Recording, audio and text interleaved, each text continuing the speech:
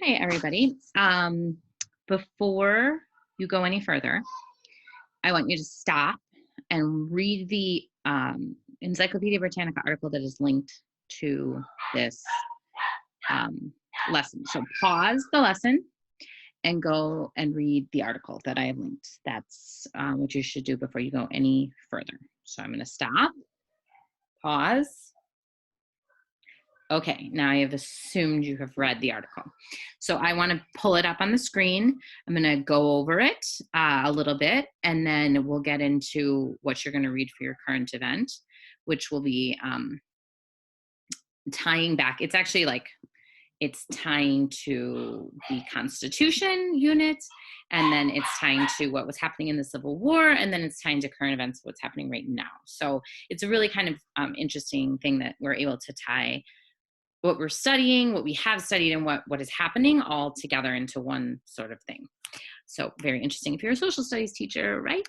Okay, so let me just pull up that article that I sent you, which you have already read because I asked you to, right?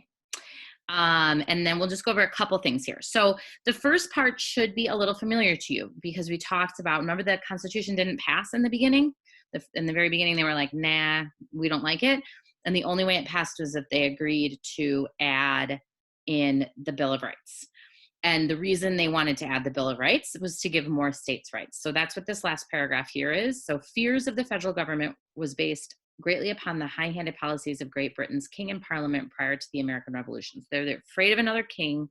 They thought the Constitution gave the federal government too much power, they being the colonists and the people, the founding fathers. And so then the only way that they would accept the Constitution was to demand a Bill of Rights. And then they got the Bill of Rights, and that gave more states' rights. So the idea of states' rights has been around since even before the Constitution was ratified. So then they chose to ratify the Constitution. And then there was some other controversies in history having to do with states' rights. I don't actually have a ton of familiarity with these. There's one with John Adams and a war with France. I know about that. I didn't really know it was a states' rights issue.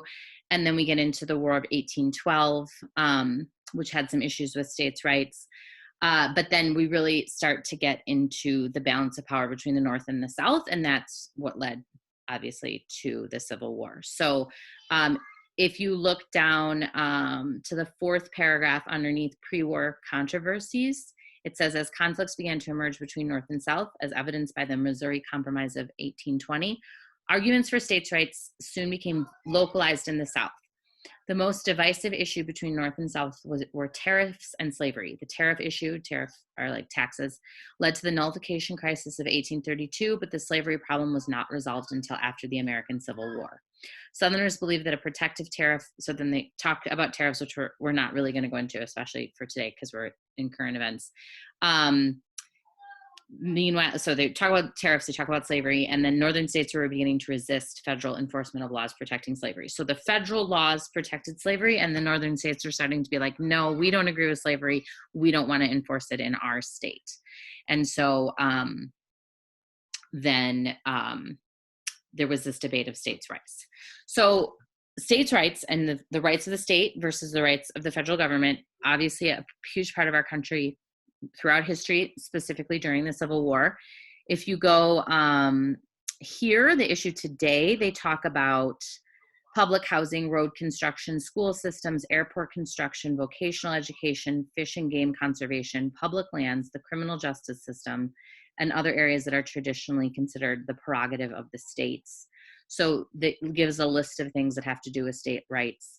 You guys lived through, although you were younger, but the issues of states' rights having to do with same-sex marriage and how it became legalized in states before it became legalized overall federally. Right now we're talking about legalizing marijuana, right? Marijuana usage, that's a state-by-state issue, but we could see that become federal legislation. So we see things come down onto the states from the federal government.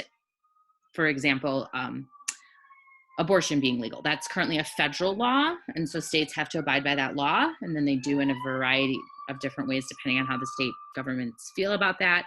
or you see something sort of coming from the states to the federal government in the case of gay marriage. So states' rights versus the federal government, that has been an issue, continues to be an issue. Well, right now, in the age of Corona, we have this is a big issue, this idea of like states' rights, the Constitution, where the Constitution falls in this.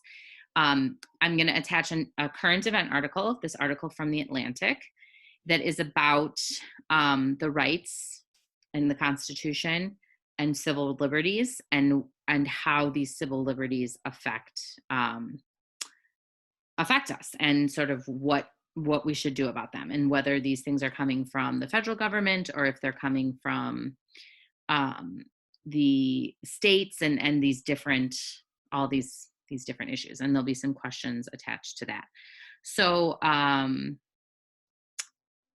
am only going to have you read, actually I'm going to have you read the whole thing. I'm going to have you read the whole article and think about these constitutional issues that are existing in the age of coronavirus, and I will have you answer some questions. And that's your current event for today. Thank you. Have a good weekend, guys.